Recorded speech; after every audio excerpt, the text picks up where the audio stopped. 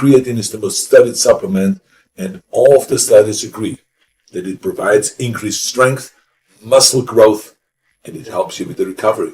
Think about Arnold Schwarzenegger for a second. He's built an amazing life by sticking to a few simple habits. He starts every morning with coffee. He makes sure every meal has some protein, and most nights, he ends his day with a bowl of vegetable soup. But here's something most people don't know. Arnold also takes creatine every single day. Today, we're going to break down why this small supplement is such an important part of his routine. We'll talk about 3 big things: the surprising ways creatine helps your brain, how exercise can naturally make you eat better, and the one coffee habit that might be hurting your sleep. Let's get started. Number 1. Creatine. When people hear the word creatine, they usually think about the gym, muscles, bodybuilders. And yes, creatine is amazing for building strength. That's been proven by decades of solid research. But here's the part most people don't know: creatine isn't just for your muscles. Your brain uses it too. Your body naturally makes creatine, including in your brain. But when you're stressed, not sleeping enough, or mentally worn out, your brain runs low on creatine. And when that happens, your thinking slows down. You know those days when your mind feels foggy, like you can't focus or think clearly?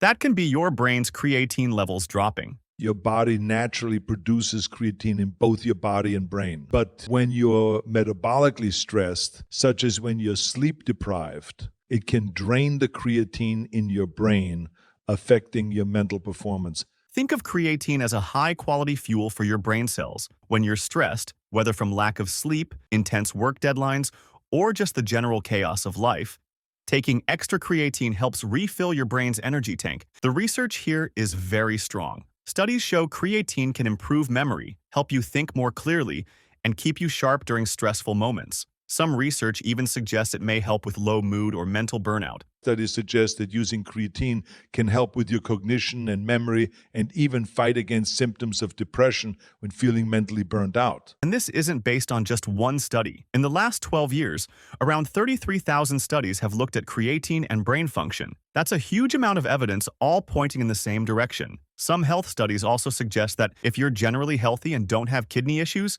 then creatine is safe to take. In the last 12 years, nearly 33,000 studies have focused on the relationship between creatine and the brain. Assuming you have no pre-existing conditions, such as renal complications, it's completely safe and healthy for your body. Creatine is one of the most tested supplements in the world. But here's something most people don't realize. The amount you take for your brain is different from what you take for muscle growth. For building muscle, 3 to 5 grams per day works well. For brain benefits, research shows you may need closer to 10 grams per day.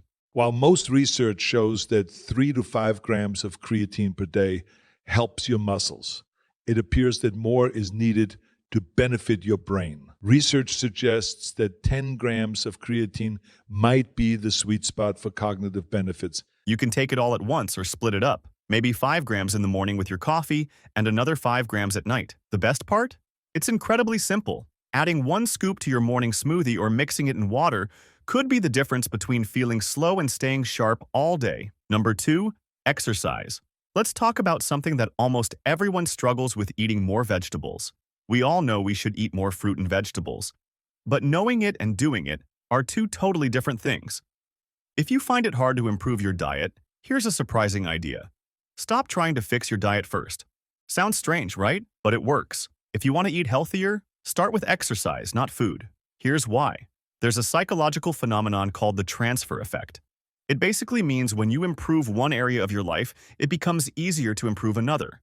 One good habit makes it easier to build the next one. A psychological phenomenon known as the transfer effect shows that improving in one area of your life can lead to improvements in another. Researchers proved this. They studied people who exercised at least 4 times a week for 30 minutes each session. These people were not told to change their eating habits at all. The only instruction was to keep exercising consistently. The result? They naturally started eating more fruits and vegetables, more than people who didn't build an exercise habit. They wanted healthier food, even veggies they didn't really like before. In the study, people who committed to a minimum of 30 minutes of exercise at least 4 times per week started eating more fruits and vegetables than those who didn't start by building an exercise habit. This goes against what we're usually told, which is to change everything at once. Start the gym, cut sugar, meal prep, drink more water, all at the same time. But there's a better way. Build one habit at a time and let it give you momentum. Start with exercise. Focus on it for 4 weeks. It doesn't need to be intense workouts. Daily walks are enough. The goal is showing up regularly, not pushing yourself too hard. Start with exercise and focus on that for 4 weeks, even if it's just daily walks. Then use that success to transfer to a higher likelihood of wanting to eat the healthier foods. Once exercise becomes part of your routine, something interesting happens. You actually start craving healthier foods. Your body wants better fuel. Suddenly, vegetables don't seem as bad. That's the transfer effect working. One positive habit makes another one easier. You're not forcing yourself to eat healthy. You're choosing it because you feel good and want to keep feeling good. When you exercise regularly, you have more energy, you feel proud of yourself, and your mindset changes. You start thinking, why ruin my progress with junk food? Eating healthy feels natural, not like punishment. This is exactly how Arnold builds his habits, one step at a time, letting each new habit support the next. Number 3, coffee. Finally, let's talk about coffee. Arnold loves his morning coffee, and so do millions of people around the world. Coffee has real health benefits, and most worries about it are exaggerated. But there's one thing you should pay attention to. People who drink coffee usually sleep less than people who don't. A recent study found that on days when people drink coffee, they sleep about 40 minutes less. That doesn't sound huge, but it matters. Those 40 minutes can be the difference between finishing a full sleep cycle or waking up tired. Most coffee drinkers get around 6.5 hours of sleep per night. Sleep decreased by about 40 minutes on days people consume coffee compared to days without, resulting in about 6.5 hours of sleep per night. Missing that extra sleep affects everything: your health, recovery, energy, focus, and even your mood.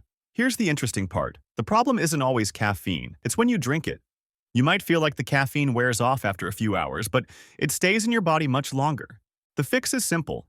Keep your coffee to the morning and early afternoon. Stop drinking caffeine about 9 to 10 hours before bedtime.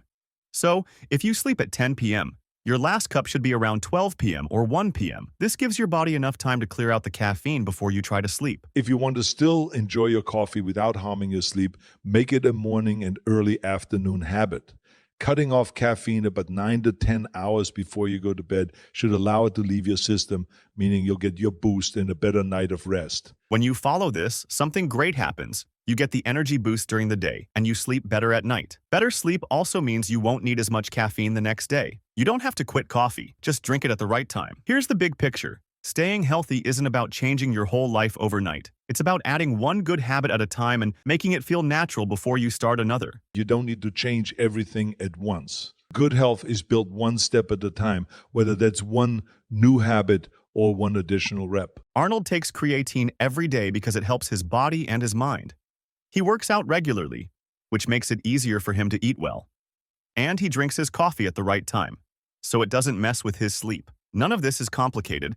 These are small habits he repeats every day, and over time they add up. So start with just one thing. Maybe you add creatine to your day. Maybe you decide to work out 4 times a week. Maybe you move your afternoon coffee to the morning. Choose one habit, get good at it, then add the next one on top. Sticking with it is what brings the biggest results. Take action, stay patient, and don't build too much at once. The consistency is what leads to the biggest rewards.